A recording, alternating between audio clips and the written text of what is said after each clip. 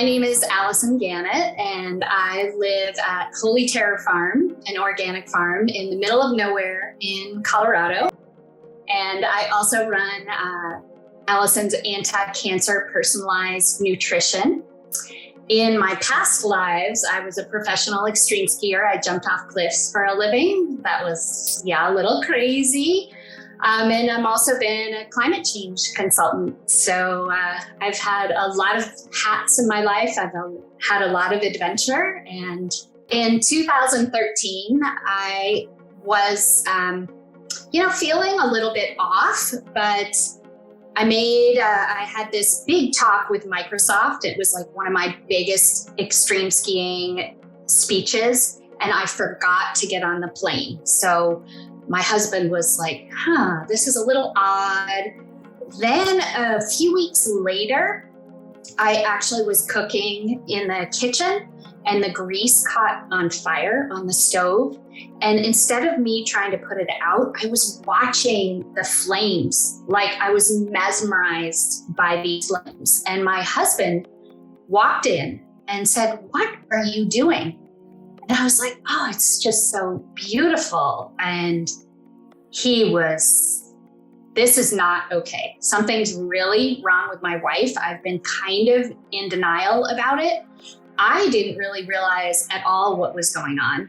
He could see it, but you couldn't put a finger on it. It just seems like odd behavior. Now, is she going crazy? Is she depressed? Is she just weird? Who knows? And so he rushed me to the emergency room. The doctors were very casual.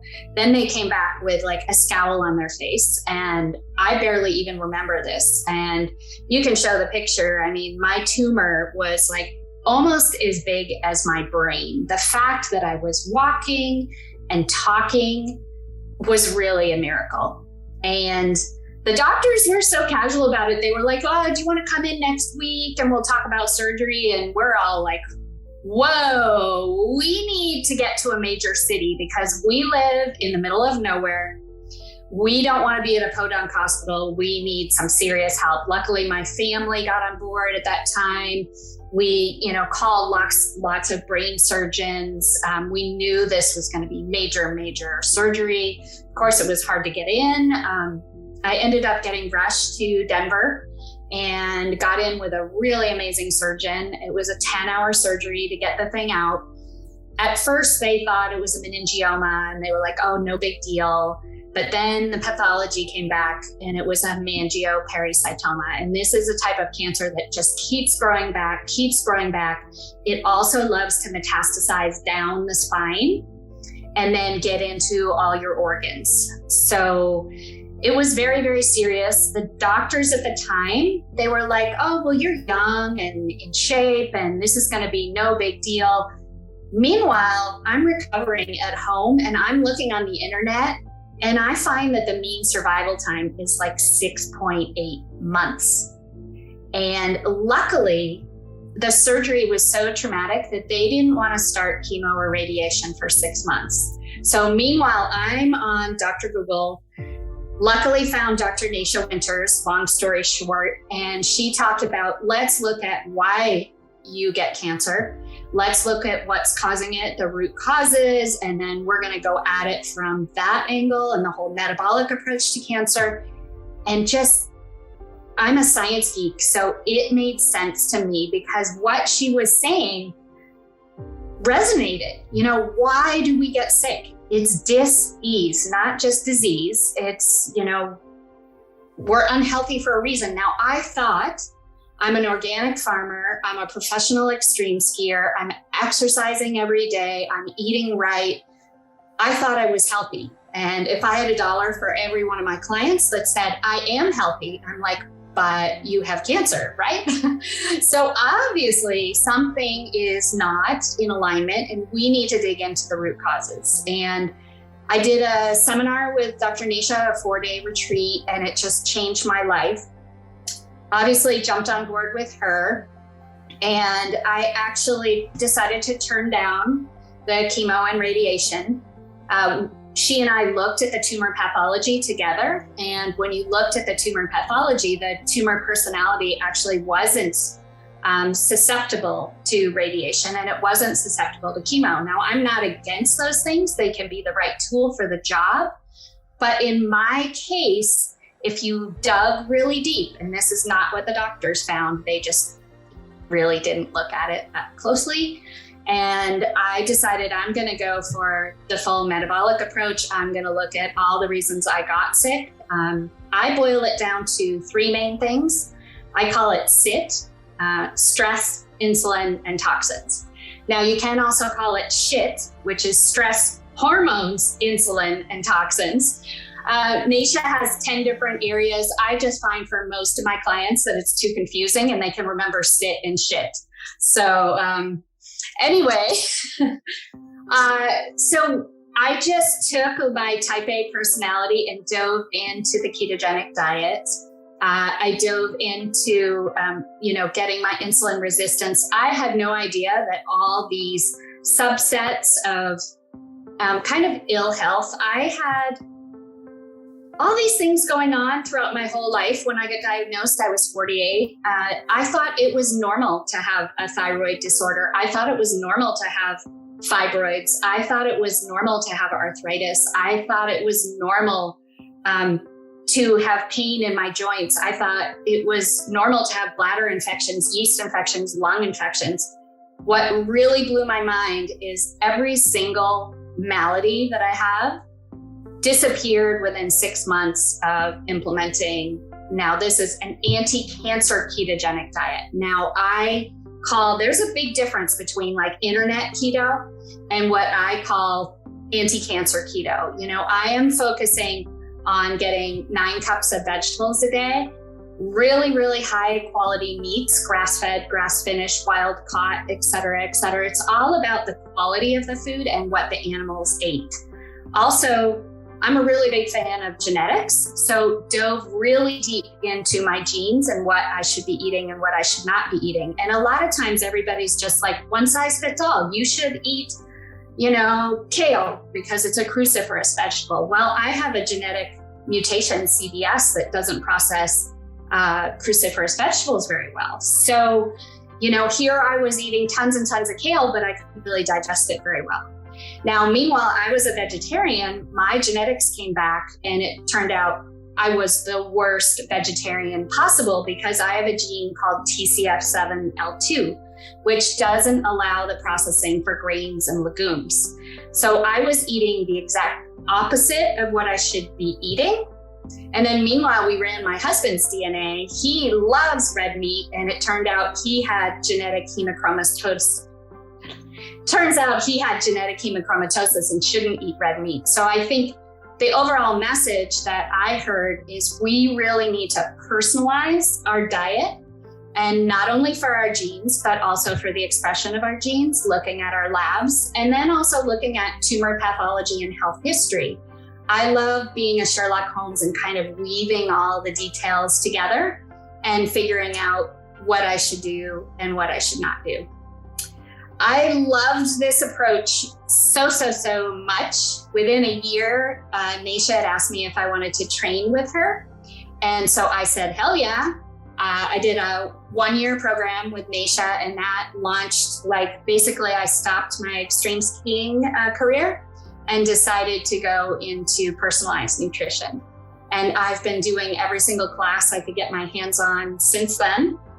Obviously taking care of my stress as well, and taking lots of self-care, lots and lots of self-care. For 5 years, I was tumor-free, and the doctors could not believe it. I was diagnosed at 48, so yeah, I'm 9 years into it. Then, lo and behold, there were a few little details that I had missed.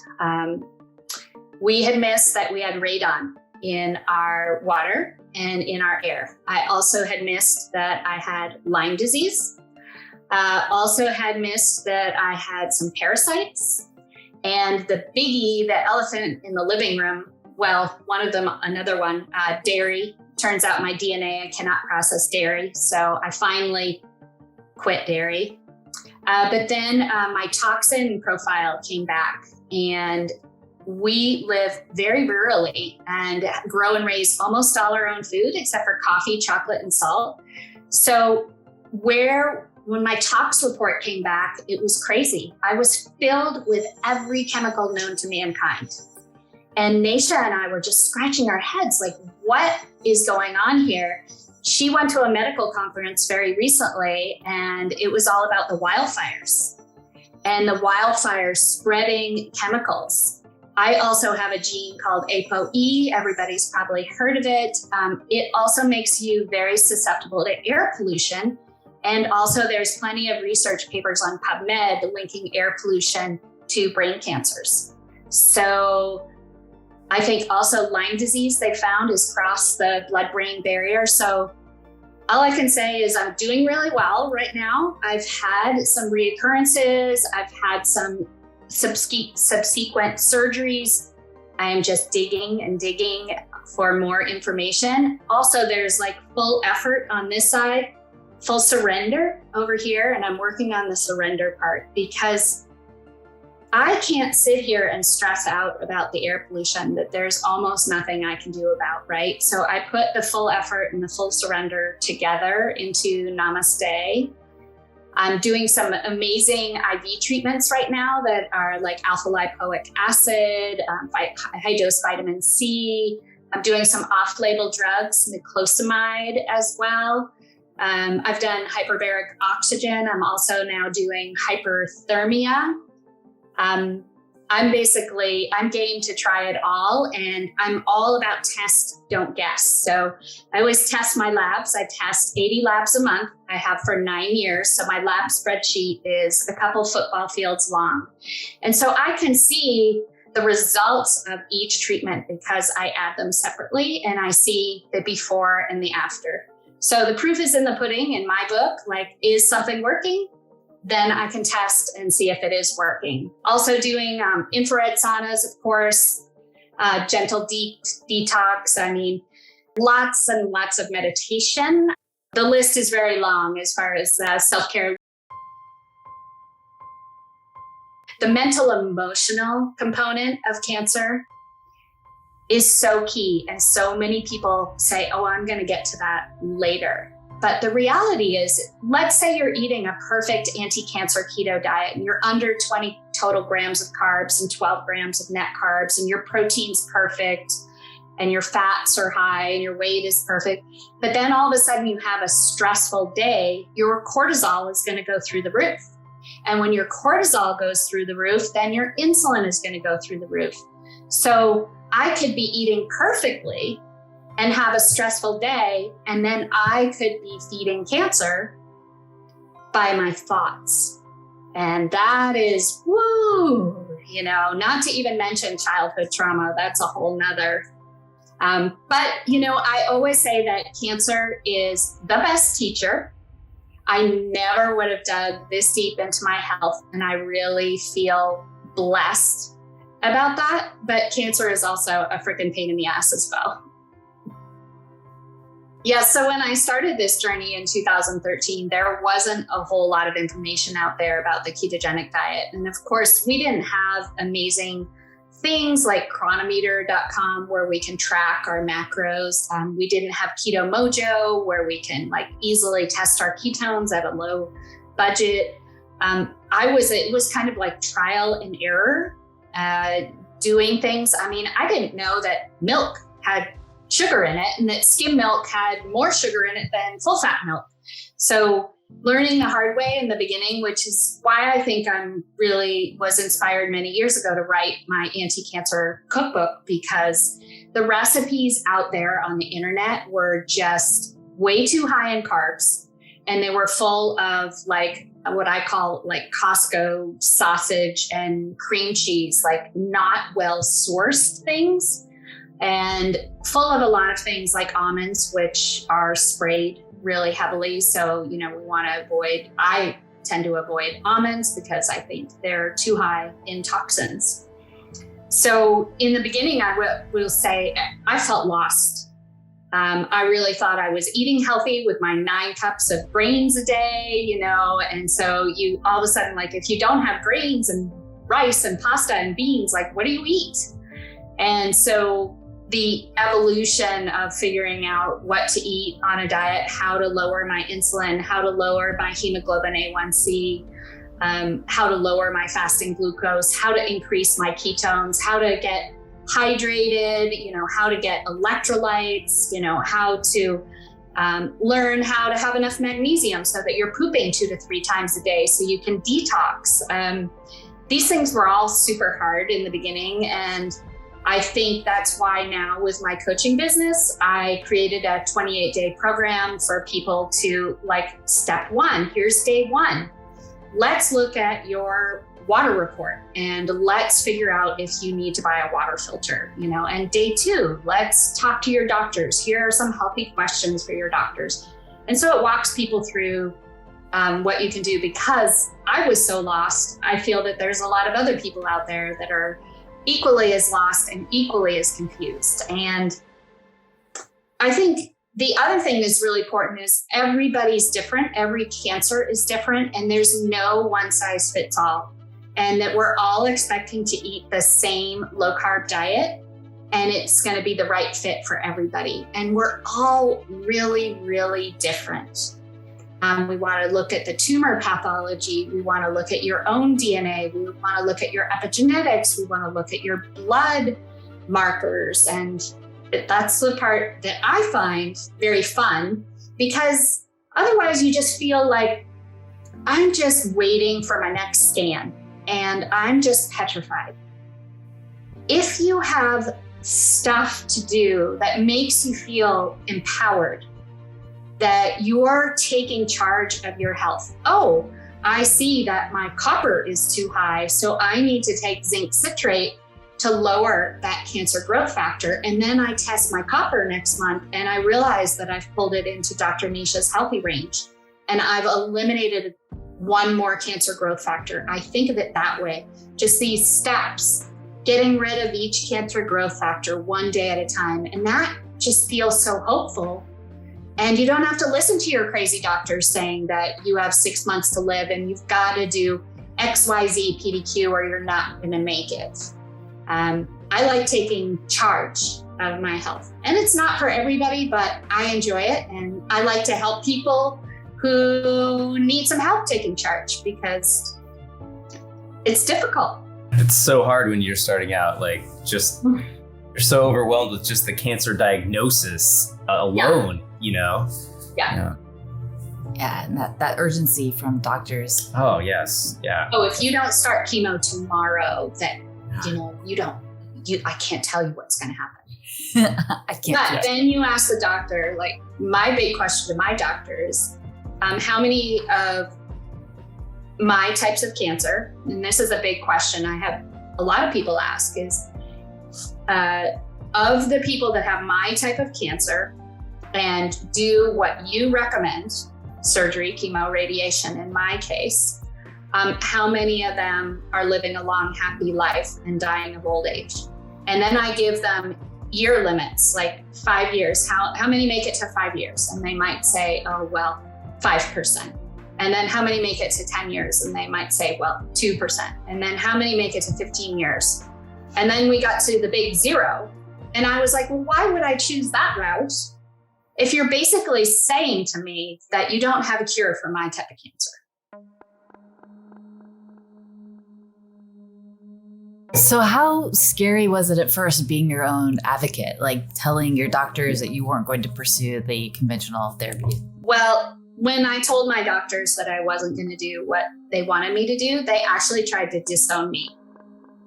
And I was really mad. I said, well, you guys are good surgeons. And can you send me a piece of paper that I can sign that you say, we're recommending this and I'm choosing not to do this and it's not your fault? And they said they never did send that piece of paper, but they actually ended up undivorcing me. What I do and what I tell people is it's not necessarily about dumping one doctor and getting another one. I just keep adding to my team. I think I have 14, 15, 16, 17 doctors all over the country. And luckily, Nasha was my guide, Dr. Nasha Winters. And I always say, you've got to really choose who's at the top of your pyramid. Ideally, myself, I'm at the top of the pyramid, but I need someone that anytime any one of my 18 doctors makes a recommendation, that I have someone that can run through all that and say, does that make sense? Because you've got to include everything you're doing in your healthcare plan. Like such and such a doctor might recommend, let's say immunotherapy, but meanwhile, you might be on something else that is in complete no-go with them combined. So you've got to have someone that's like kind of looking out for your overall healthcare plan. And a lot of people don't have that person. And luckily, Dr. Nasha Winters has trained a lot of other doctors underneath her. I was so lucky that I had her for like 2 years, almost every single month. I could check in with her and say, I'd be freaking out about something else. Like, oh my gosh, I just found out that I had radon. And she'd be like, calm down, Alison, let's mitigate the radon and let's just like move on.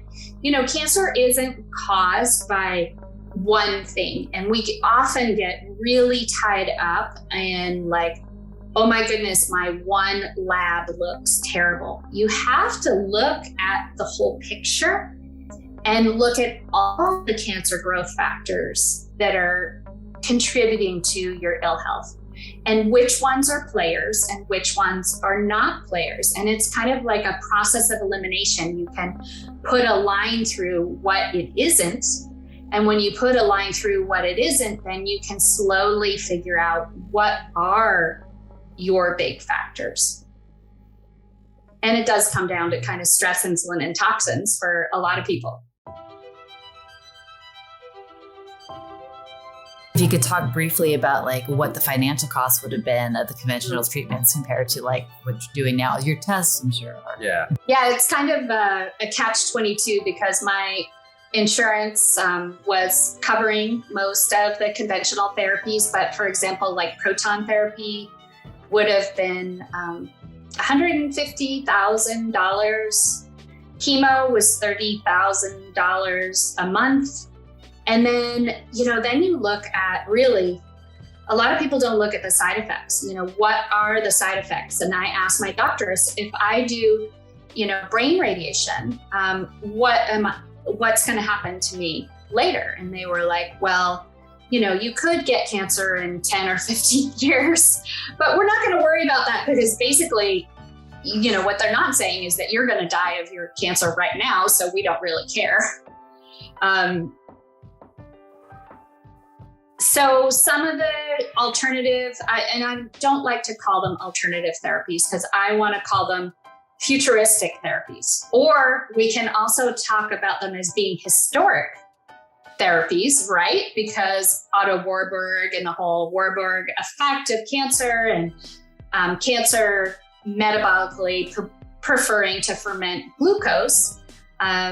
So that theory was like way back in the 1800s. And now I feel like it's the future of cancer as well. So if we can undermine cancer by starving it of its preferred fuels, then we're going to have more health and hopefully undermine that cancer enough so that when we pulse it with some therapies on top of that, that the cancer cells are in a weak, vulnerable position and they can die and hopefully get eliminated from the body, and that your healthy cells get healthier.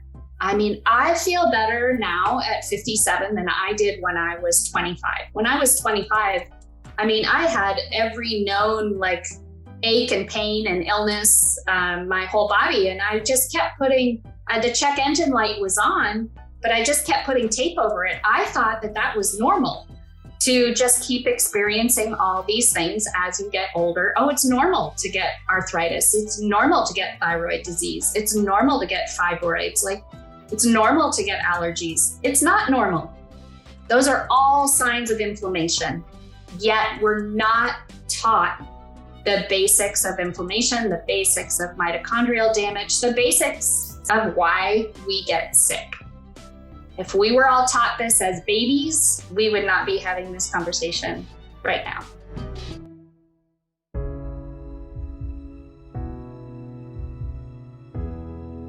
Whenever I'm speaking at conferences, I usually show the scientists my lab spreadsheet. And, then they look at it and they're like, wow, like, it's amazing. But then you look at all the mechanisms. If you look at the cellular signaling that ketones do, with mTOR and NF-kappa beta, and it's just, if a drug could do just one of those things and ketones can do like thousands, I mean, wow. It's a roller coaster, but I've really learned that health is not linear. The journey to health is a roller coaster, and to accept that, because, if you think that I'm just going to start here and I'm going to end up here and everything's going to be perfect, if you have that expectation, it doesn't quite work that way. Life just doesn't work that way, right? It's a roller coaster. For me too, it's so much of, in the personality we have, getting to the next thing. Like, I'm going to finish this and get somewhere. And just remembering that I have to enjoy like every single day. And I'm already here. Come or go, and yes. Yeah, I was reading the other day, Untethered Soul. It was saying, like, we're always thinking about what we want and what we don't want. So a good example would be like, what I want is to get home, and then when I'm at home, I'm not going to have to think about cancer treatments, or like, when this cancer thing is over, then I'm going to be happy, or when I get there. Like, there is not there. That's a hamster wheel that you're always going to be on, thinking about what you want or what you don't want. So instead, if we can just be in the moment, here, now, like, this is a beautiful glass of filtered water. I'm talking to some beautiful new friends. I'm going to go for an awesome hike in a new area this afternoon. Like, that is what life is about. And we keep thinking it's about later, or if I did something differently. Life is now. And that's hard. That's hard for me and for a lot of people. And I read this morning, it was a beautiful quote. It was like, you're already where you need to be. You're just revealing a truer version of yourself. And it's not a better version of your health self. It's just, you're shedding layers of your old self and you're revealing your new self. So easier said than done.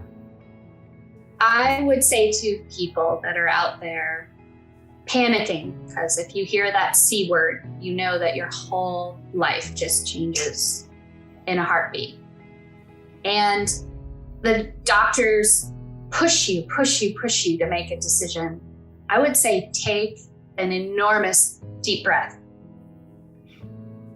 And in that deep breath, step back and look at some websites that are really helpful, like your website for this movie, my website, AlisonGannett.com, drnasha.com. Like, there's a lot of resources out there. And if those resonate with you, then go down that road. And if they don't resonate with you, then go down the road that feels good for you, because this isn't about everybody else. This is about your heart, filling it with love, and doing a treatment and a diet that makes sense for you, because this is your life. You can take charge of your life. You can use cancer to paralyze you, or you can use cancer to take charge of your health in ways that you never knew possible. And I know if you just got diagnosed, you would say I'm crazy, because I would have told me I was crazy if I heard that same thing. But really look around and see what makes sense, and look at the science, because the science is behind us. And there are many thousands, millions of us out there that have used this approach to live a long, happy life and die of old age. And I want you to join us.